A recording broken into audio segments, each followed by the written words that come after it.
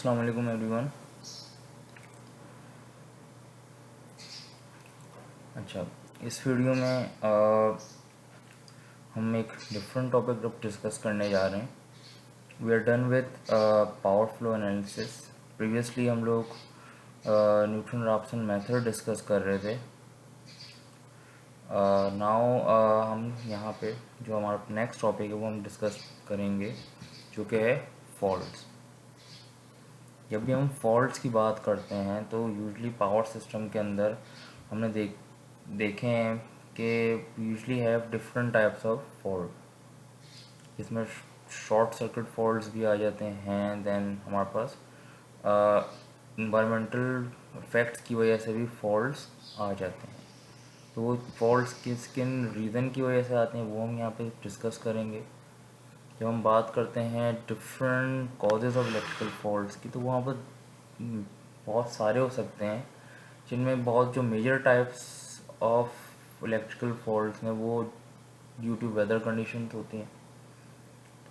ठीक है, weather condition that sense के ड्यू टू सीवियर वेदर अगर हमारे पास जो पावर सिस्टम है वो अपनी इंसुलेशन लूज़ करी है, या फिर कोई हैवी एयर स्ट्राइक हो जाए, तो वहाँ पे भी हमारे पास क्या होता है, फॉल्ट अकर हो जाता है।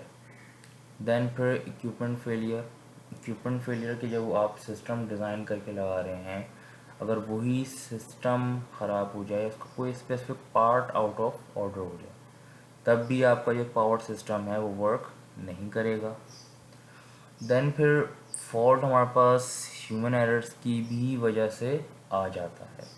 ह्यूमन एरर्स की वजह से इस तरह से कि जो स्पेसिफिक पावर सिस्टम की एक हमारी एक वर्किंग स्कीम है, अगर उसमें कुछ क्या हो चेंजेस कर दी जाएं, जिसकी वजह से आपका जो सिस्टम है वो प्रॉपरली वर्क ना कर सके।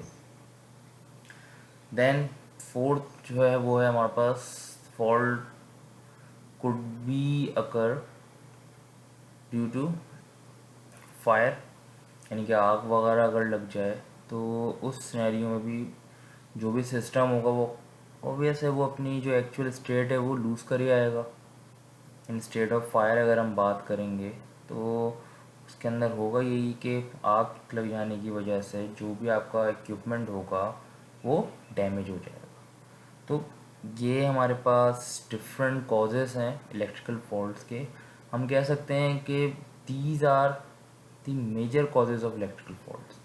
इट मीन्स इसके अलावा भी कॉजेज़ हो सकते हैं इलेक्ट्रिकल फॉल्ट्स के, but these ones are major. Then इन फॉल्ट्स की वजह से हमारे पास क्या क्या इफ़ेक्ट सिस्टम पे आता है वो अगर हम देखें तो इसमें सबसे जो कॉमन है वो है ओवर करंट फ्लो। जब फॉल्ट अकर होता है उसकी वजह से हमारे पास सिस्टम में एक्सेसिव करंट फ्लो करना स्टार्ट हो जाता है, और वो एक्सेसिव करंट ही एक्चुअली जो है रिस्पॉन्सिबल होता है किसके,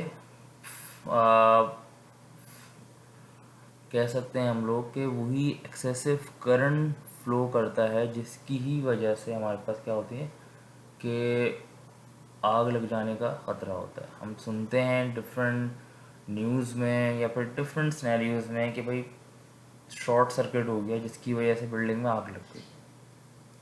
तो उधर हमारे पास यूजुअली होता यही है कि ओवर करंट फ्लो हो रहा होता है, यानी कि एक्सेसिव करंट फ्लो कर जाता है। उसके बाद सेकंड हमारे पास इसमें आ जाता है फैक्ट, वो हमारे पास ये है कि जो बंदा उस सिस्टम को ऑपरेट कर रहा है, जब वो फॉल्ट आया, अगर वो बंदा उस जगह पे एग्जिस्ट कर रहा है तो there might be a chance कि उस बंदे को भी उस फॉल्ट का कोई ना कोई इफेक्ट आ जाए, कि वो कोई स्विच ऑपरेट कर रहा है, वो स्विच ही मेल फंक्शन हो जाए, वो इंसुलेशन लूज़ करिए, तो जब वो स्विच प्रेस करे तो क्या होगा, जो भी करंट एक्सेसिव करंट होगा वो शायद उसकी बॉडी में फ्लो करेगा। देन जब आपके पास कोई भी फॉल्ट आता है तो जो आपका इक्विपमेंट है, यूजुअली वो इक्विपमेंट भी क्या करता है, फेल कर जाता है, कि भाई कोई एक पार्ट आपका फॉल्टी हुआ जिसकी वजह से उसके साथ जो भी सिस्टम लगा हुआ था वो पूरा सिस्टम ही क्या हो गया, आउट ऑफ ऑर्डर हो गया। इसी तरह हमारे पास क्योंकि पावर सिस्टम में वो होल जो नेटवर्क होता है वो आपस में कनेक्टेड होता है, जिसकी वजह से अगर एक पार्ट में कोई फॉल्ट आए तो उसका इफेक्ट ओवरऑल सिस्टम पे पड़ता है। तो इसी इसी रीज़न की वजह से क्या होता है कि अगर आपका स्पेसिफिक एरिया में फॉल्ट अगर होता है तो ओवरऑल जो सिस्टम है आपका वो डिस्टर्ब हो जाता है। देन लास्ट हमारे पास जो इफेक्ट है इलेक्ट्रिकल फॉल्ट की वो इलेक्ट्रिकल फायर है। इलेक्ट्रिकल फायर अभी मैंने ऐसे बताया था, ये एक्सेसिव करंट फ्लो करता है तो उधर there is always a chance that it will catch fire. तो ये हमारे पास डिफरेंट इफेक्ट्स हैं इलेक्ट्रिकल फॉल्ट्स के।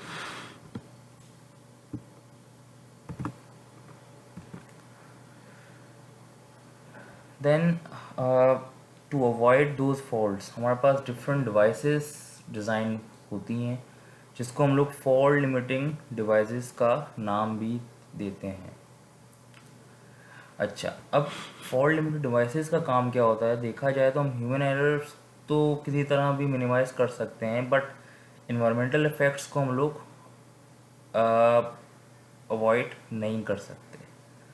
तो इसीलिए ड्यू टू इन्वायरमेंटल चेंजेस अगर हमारे पास कोई फॉल्ट आया तो ज़रूरी होता है कि वो फॉल्ट क्या हो बाय द टाइम अपने आप को क्लियर करे या सिस्टम को आइसोलेट करे, सो दैट जो आपका इक्विपमेंट है वो डैमेज होने से बच जाए।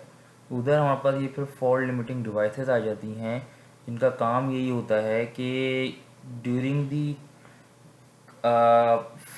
कंडीशन ऑफ फॉल्ट वो क्या करती हैं, वो रिमेनिंग इक्विपमेंट को सेव रखती हैं। वो किस तरह से उसको सेव एंड सिक्योर करती हैं, तो वो एक्चुअली जो भी फॉल्ट लिमिटिंग डिवाइस होती है वो उस सिस्टम को आइसोलेट कर देती है फॉल्टी सिस्टम को विद योर एक्टिव सिस्टम। अब हमारे पास फॉल्ट लिमिटिंग डिवाइसेस की अगर हम बात करें तो हमारे पास we have different fault limiting devices. इसमें सबसे जो बेसिक टाइप है या कह सकते हैं सबसे जो लोएस्ट लेवल पे जो हम फॉल्ट लिमिटिंग डिवाइस यूज़ करते हैं वो है फ्यूजेस। फ्यूज़ की हम बात करें तो हम इसको एक प्राइमरी प्रोटेक्टिव डिवाइस का भी नाम देते हैं। इसके अंदर क्या होता है, usually have a thin wire enclose in it, और उस वायर का काम ये होता है कि जब उसको एक उसकी रेटेड वैल्यू से ज़्यादा करंट मिलता है तो वो वायर ऑटोमेटिकली ब्रेक हो जाता है, और जब वो वायर ब्रेक होता है तो उससे आगे जो भी कनेक्शन होता है वो ओपन हो जाता है, जिसकी वजह से जब भी एक्सेसिव करंट फ्लो करता है सर्किट में तो वो क्या करता है, वो सिस्टम को डिस्कनेक्ट करा देता है। देन फिर ज़रूरी होता है हमें जब इस तरह का सिनेरियो आए तो हम उस वायर को उस फ्यूज़ को मैन्युअली रिप्लेस करवाएं। देन हमारे पास सेकंड इसके अंदर जो टाइप आ जाती है वो है सर्किट ब्रेकर की। सर्किट ब्रेकर की अगर हम बात करेंगे तो कह सकते हैं कि it's a better version of fault limiting device, because इसके अंदर होता ये है कि during the case of fault क्या होगा, ये सिस्टम को डिस्कनेक्ट करवाएगा, और जब फॉल्ट रिमूव हो जाएगा देन ये क्या होगा, इस सिस्टम को नॉर्मल स्टेट के अंदर ले आएगा। इसका फ़ायदा ये है कि इसके अंदर हमें बार बार कुछ चेंज करने की ज़रूरत नहीं पड़ती है। Means it will automatically detect any fault and then वो क्या करता है, ट्रिप करवा देता है सिस्टम को, और जैसे फॉल्ट रिमूव होता है वापस क्या होता है, आपका सिस्टम ऑन हो जाता है। सर्किट ब्रेकर्स की अगर हम बात करें, सर्किट ब्रेकर्स हमारे पास डिफरेंट टाइप्स के मार्केट में अवेलेबल है। इसमें हमारे पास कॉमन देखा जाए तो vacuum based, oil based, gas based, और उसके अलावा हमारे पास आजकल अल्ट्रा फास्ट इलेक्ट्रॉनिक ब्रेकर्स भी अवेलेबल है। देन हमारे पास एक और टाइप आ जाती है जिसको हम नाम दे रहे होते हैं relay. It is also a fault limiting device, but इधर हमारे पास क्या होता है कि it behaves as a conditional switch. Conditional switch का मतलब ये है कि एक कंडीशन हम इसको स्पेसिफिक देते हैं, ये उस कंडीशन को फॉलो करते हुए क्या होती है, अपने आप को ऑपरेट करवाती है। यूजली अगर हम रिले की बात करें तो इसमें हमारे पास जो कॉन्टैक्ट्स होते हैं उसको हम नॉर्मली ओपन और नॉर्मली क्लोज का नाम देते हैं, और इसमें होता यही है कि जैसे ही फॉल्ट अकर होता है तो it consist of a coil. तो वो क्या करती है, वो एक्सेसिव जो करंट होता है वो कॉइल को एनर्जाइज कराता है, और जो सर्किट होता है वो क्या हो जाता है, वो डिस्कनेक्ट हो जाता है ओवरऑल सिस्टम से। अच्छा, प्रोटेक्टिव रिलेज की अगर हम बात करें तो ये हमारे पास डिफरेंट टाइप्स की अवेलेबल है, जिसमें impedance relay, mode relay, distance relay, और इस तरह डिफरेंट कंडीशनल बेस्ड हमारे पास रिले मार्केट में अवेलेबल होती हैं। और ये इस कंडीशन बेस्ड होती हैं, इट मीन्स स्पेसिफिक कंडीशन के ही हिसाब से रिले क्या होती हैं, अपने आप को ऑपरेट कर रही होती हैं। तो ये हमारे पास फॉल्ट लिमिटिंग डिवाइसेस थी डिफरेंट। 3 हमारे पास कैटेगरीज में ये फॉल्ट लिमिटिंग डिवाइसेस फॉलो करती हैं। फ्यूजेस हैं, सर्किट ब्रेकर्स हैं, और रिलेस हैं। उसके बाद अब हम बात करें अगर फॉल्ट को एनालाइज करने की, कि भाई फॉल्ट जब भी अकर होता है तो उसमें ऐसी क्या चीज़ होती है जिसके थ्रू हम फॉल्ट को रीड कर सकते हैं और उसके हिसाब से कंडीशन डिफाइन कर सकते हैं। तो जब नॉर्मल कंडीशन हमारे पास होती है सिस्टम में, तो वो एक स्पेसिफिक लोड, उसमें क्या होता है, लोड करंट फ्लो कर रहा होता है, और जो बस वोल्टेजेस हैं या और कोई वोल्टेजेस हैं वो अपने एक लिमिट के अंदर वर्क कर रहे होते हैं। बट जैसे ही सिस्टम में फॉल्ट जनरेट होता है तो उसकी वजह से एक तो हमारे पास फ्लो ऑफ करंट बिल्कुल चेंज हो जाएगा, दूसरा हमारे पास जो बस वोल्टेजेस होते हैं वो भी अपने आप को क्या करते हैं, चेंज कर देते हैं। तो इसकी वजह से हमारे पास क्या होता है कि जो फ्लो ऑफ करंट है वो हमारे पास क्या होता है, कम्प्लीटली डिफरेंट हो जाता है, जिससे हमें आइडिया होता है कि सिस्टम में कहीं ना कहीं फॉल्ट अकर हो गया है। शॉर्ट सर्किट फॉल्ट की अगर हम बात करें तो ये यूजुअली उस वक्त अकर होता है जब हमारा जो सिस्टम है वो इंसुलेशन अपनी लूज़ कर जाता है, जिसकी वजह से क्या होता है, जब इंसुलेशन लूज़ होती है तो वो सिस्टम कहीं ना कहीं से एक लो रेजिस्टिव, लो इम्पिडेंस पाथ प्रोवाइड कर देता है, और वो पाथ जो है बिटवीन फेजेस भी हो सकता है और between phase and to ground भी हो सकता है। सॉरी। जिसकी वजह से क्या होता है कि हमारे पास एक high amount of current flow कर जाता है सर्किट के अंदर, और एट दैट पॉइंट हमें क्या होता है, we must have a protective equipment जिसका काम ये हो कि वो बाकी जो सिस्टम है उसको क्या करे, आइसोलेट करे फॉल्टी पार्ट से, सो दैट उस फॉल्ट का इफेक्ट बाकी इक्विपमेंट के ऊपर ना पड़ सके। टाइप्स ऑफ फॉल्ट्स की अब हम बात करें तो हमारे पास 2 टाइप्स के फॉल्ट अगर होते हैं, एक है टेम्पररी फॉल्ट और दूसरा हमारे पास कहलाता है परमानेंट फॉल्ट। टेम्पररी फॉल्ट जो होता है वो यूजुअली हमारे पास इन्वायरमेंटल इफेक्ट की वजह से होता है, जिसमें सबसे कॉमन लाइटिंग स्ट्रोक्स हैं, जिसकी वजह से क्या होता है कि एक हाई वोल्टेज बीम कह लें, एक हाई वोल्टेज लाइट कह लें, वो क्या होती है, वो ज़मीन पे फॉल करती है, जिसकी वजह से जो हमारी ट्रांसमिशन लाइन है वो क्या होती है, वो डिस्टर्ब होती है, और एक स्पेसिफिक पीरियड में क्या होता है, एक ट्रांजिएंट प्रोड्यूस कर देती है, जो वो ट्रांजिएंट बहुत ही हैवी होता है, मीन्स वो ट्रांजिएंट किलो वोल्ट्स तक चला जाता है, जिसकी वजह से हमारे पास क्या होता है कि आर्क सॉर्ट ऑफ थिंग भी प्रोड्यूस होती है, जो कि आप देख भी सकते हैं ऑन द राइट डायग्राम के अंदर, कि एक arc sort of thing produce हो रही है। ये टेम्पररी स्टेट तक क्या होता है, वर्क करता है, मीन्स फॉर अ वाइल ये फॉल्ट अकर होता है and then it goes away. इसके बाद हमारे पास जब हम परमानेंट फॉल्ट की बात करते हैं तो हमारे पास शॉर्ट सर्किट फॉल्ट अकर होते हैं किसी भी पावर सिस्टम में। शॉर्ट सर्किट फॉल्ट हमारे पास 2 कैटेगरीज में डिवाइडेड होते हैं, एक को हम कहते हैं सिमेट्रिकल फॉल्ट और एक कहलाता है अनसिमेट्रिकल फॉल्ट। सिमेट्रिकल फॉल्ट की हम बात करते हैं तो सिमेट्रिकल फॉल्ट यूजुअली वो फॉल्ट होता है जो कि एट अ टाइम तीनों फेजेस में अकर होता है। और जब हम बात करते हैं अनसिमेट्रिकल फॉल्ट की, तो any fault which is different from symmetrical it is considered to be unsymmetrical fault. और ये यूजुअली क्या होता है, ये फॉल्ट जो है ये किसी भी 3 फेज सिस्टम में क्या करता है, इम्बैलेंस प्रोड्यूस कर देता है, यानी कि तीनों फेजेस हमारे पास बैलेंस नहीं रहते यूजुअली अनसिमेट्रिकल फॉल्ट के अंदर। सिमेट्रिकल फॉल्ट की अब हम बात करें तो हमारे पास 3 फेज सिमेट्रिकल फॉल्ट जो होता है उस सिनेरियो में होगा ये कि जो हमारे पास सिस्टम होता है वो एक फॉल्ट इम्पिडेंस प्रोड्यूस करता है, एंड वो फॉल्ट इम्पिडेंस क्या होती है, तीनों फेजेस पे सेम होती है।